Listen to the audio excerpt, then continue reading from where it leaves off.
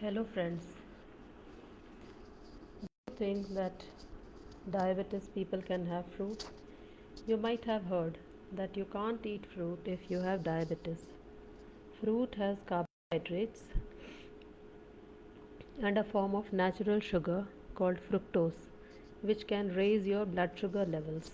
But it still can be a part of your meal.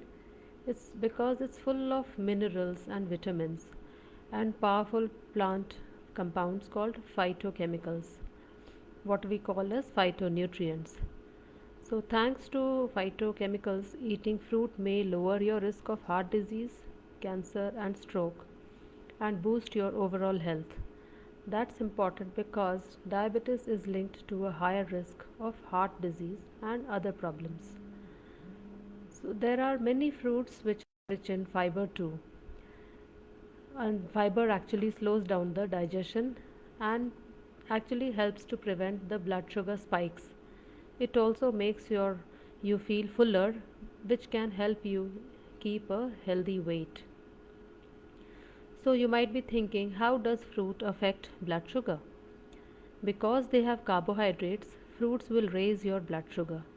So it's important to count the carbs that you eat and balance them with medicine, diet, and lifestyle choices. If you're having trouble keeping your blood sugar under control, let your doctor know that right away. One serving of fruit has 15 grams of carbs, but the serving size can be very different depending on the type of fruit.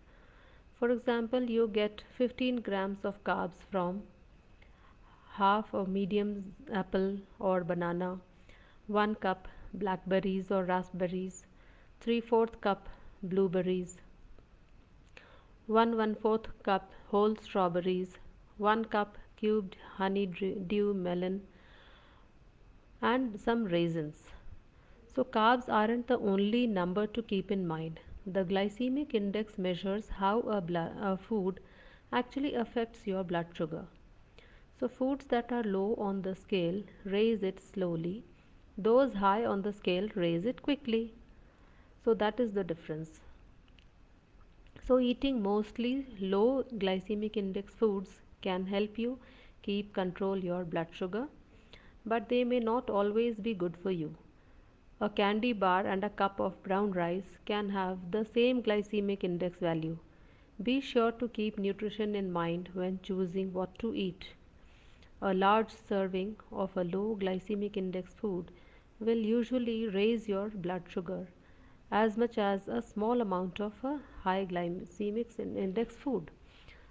So, the experts use glycemic index load, a measurement that involves portion size as well as the glycemic index number, to give more details about these effects.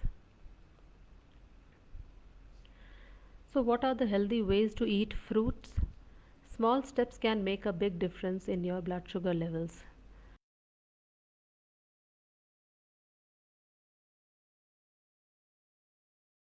2 tablespoons of raisins have the same amount of carbs as a small apple. Choose fresh or frozen fruits when you can. Processed fruits like applesauce and canned fruit in syrup or juice often have more carbs and can raise your blood sugar higher than fresh fruits. When you eat dried or processed fruit, check the label. Many have added sugar and serving sizes can be very small. Go easy on the fruit juice. It's high in carbs, and if you can have it made at home, a fresh fruit juice, that's better. So 8 ounces of apple juice has 29 grams of carbs, and it doesn't have fiber to slow digestion and prevent blood sugar spikes like whole fruit does. Drinking lots of fruit juice with a higher risk of is with a higher risk of type 2 diabetes. Spread your fruit out over the day instead of two servings for breakfast. Have one at breakfast and another at lunch or as a snack. And always try to keep the fruits with your main food at within a distance of 2 hours at least. So all fruits have vitamins and phytochemicals and other things that make them good for you. but some are more likely to lower your chances of chronic disease. Blackberries. 1 cup of raw berries has 62 calories, 14 grams of carbohydrates, and 7.6 grams of fiber. Strawberries. 1 cup of whole strawberries has 46 calories, 11 grams of carbohydrates, and 3 grams of fiber. Tomatoes. 1 cup of sliced or chopped tomatoes has 32 calories and 7 grams of carbohydrates and 2 grams of fiber. Oranges. 1 medium orange has 69 calories, 17 grams of carbohydrates, and 3 grams of fiber. So, this is how you make the choice. And some of the low glycemic index fruits are apples, oranges, bananas, mangoes, dates, pears, and some which are high glycemic index are pineapple and watermelon. So what you can do is you can pick and choose and manage the portion size, as well as uh, keep a distance of 2 hours from the main course meal, and that's how you actually look after your the glycemic index, as well as you can have fruits for if you are diabetic.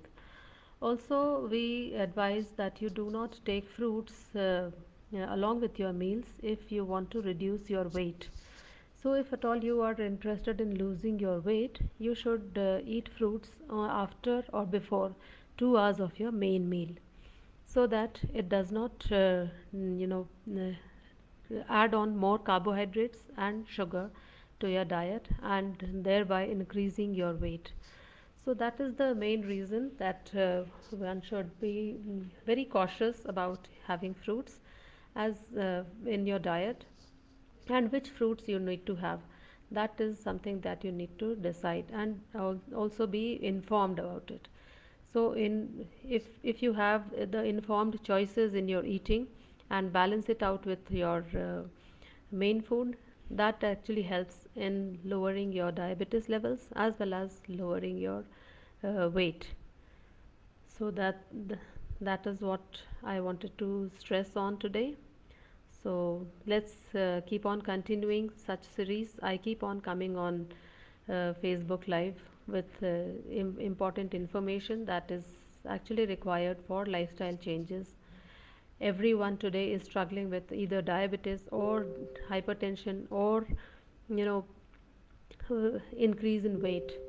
So if one can balance this out with informed choices and informed lifestyle changes, it actually helps. And also a proportion of the portion size that you are eating, whether it is your course meal or your fruits.